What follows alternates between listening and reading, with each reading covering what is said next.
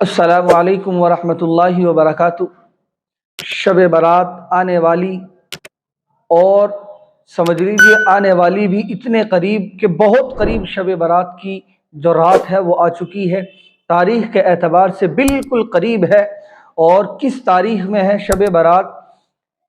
7 مارچ بروز منگل، 7 مارچ 2023 بروز منگل میں شب برات ہے۔ اب شب برات کی بے شمار فضیلت ہے، اللہ تبارک و تعالیٰ نے اس کی بے شمار فضیلتیں احادیث میں ملتی ہیں۔ اور اس مہینے کی بہت بڑی فضیلت خود بھی ہے کہ شعبان کا مہینہ ہے۔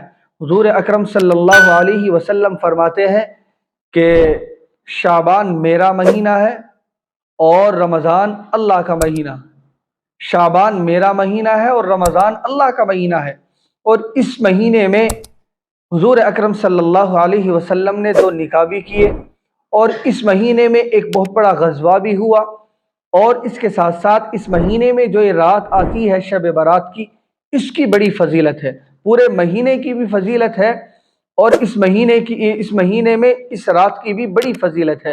حضور اکرم صلی اللہ علیہ وسلم بڑے اہتمام کے ساتھ روزے رکھتے تھے اس مہینے میں۔ صحابہ کرام یہ سمجھتے تھے کہ شاید حضور اکرم صلی اللہ علیہ وسلم اب اس مہینے میں ایک دن بھی روزہ نہیں چھوڑیں گے۔ آپ بڑے اہتمام سے 27 تاریخ تک روزہ رکھتے تھے۔ اس مہینے کی بڑی فضیلت وارد ہوئی ہے، لیکن اس رات کی بھی بڑی فضیلت ہے۔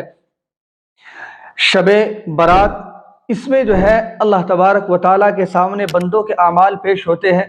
حضور اکرم صلی اللہ علیہ وسلم بڑے اہتمام سے روزہ رکھتے تھے کہ جب اللہ کے سامنے اعمال پیش ہو تو اس حالت میں کہ میں روزے سے ہوں، اور اس رات میں بندوں کے اعمال اللہ کے حضور پیش ہو رہے ہیں، اور اس کے ساتھ ساتھ اس رات میں اللہ تبارک و تعالیٰ بے شمار لوگوں کی مغفرت کرتے ہیں۔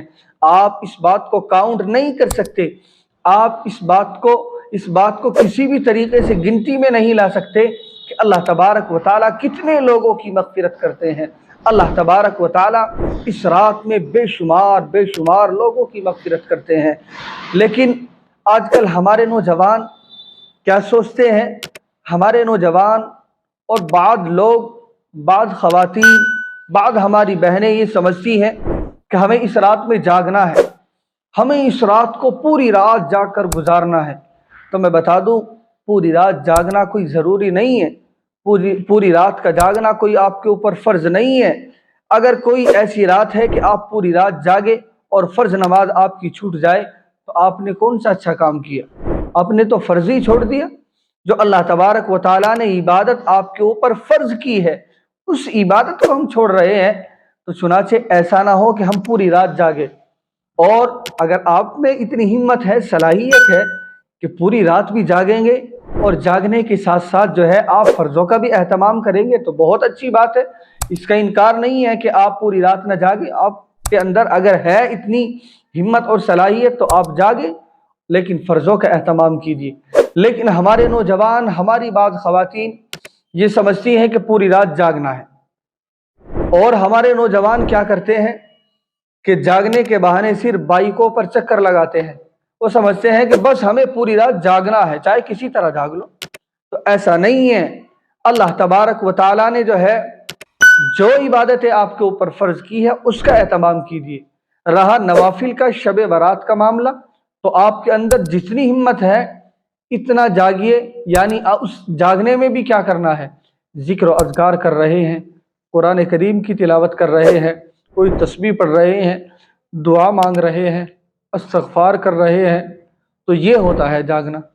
لیکن ہم ایسے ہی بیٹھ رہے ہیں، ہمارے نوجوان بائیکوں پر چکر لگا رہے ہیں، اور ٹولی بن کر چائے والے کی دکانوں پر بیٹھ کر جو ہے گپے کرتے ہیں، بےہودہ باتیں ہو رہی ہے، ہوٹلوں میں جا رہے ہیں۔ آج کل کیا ہوتا ہے کہ شب برات کو ہم نے ایک تہوار کی شکل دے دی، ہم نے اس کو ایک تہوار میں شامل کر دیا۔ ہم شب برات کو ایک تہوار کا موقع سمجھتے ہیں۔ تو میں یہ بتا دوں آپ کو، یہ تہوار نہیں ہے، بلکہ شب برات یہ عبادت کی اگر رات ہے تو خاموشی کے ساتھ آپ عبادت کریں۔ آج کیا ہوتا ہے کہ شب برات پر ہمارے نوجوان چاروں طرف شور شرابہ کرتے ہیں، تو کیا کرنا پڑتا ہے حکومت کو بھی؟ پولیس والے مقرر کرنے پڑتے ہیں۔ تو دیکھو ہم نے شب برات کو کون سی شکل دے دی، ہم نے جاگنے کے نام پر یہ بیہودہ کاموں کو دعوت دے دی۔ تو ہم اگر جاگے بھی تو عبادت کرے، ذکر و اذکار کرے، بری مجلسوں سے بچے، بیہودہ باتوں سے بچے، اور گلیوں میں چکر اور گلیوں میں جو ہے گھومنے سے کوئی فائدہ نہیں ہے۔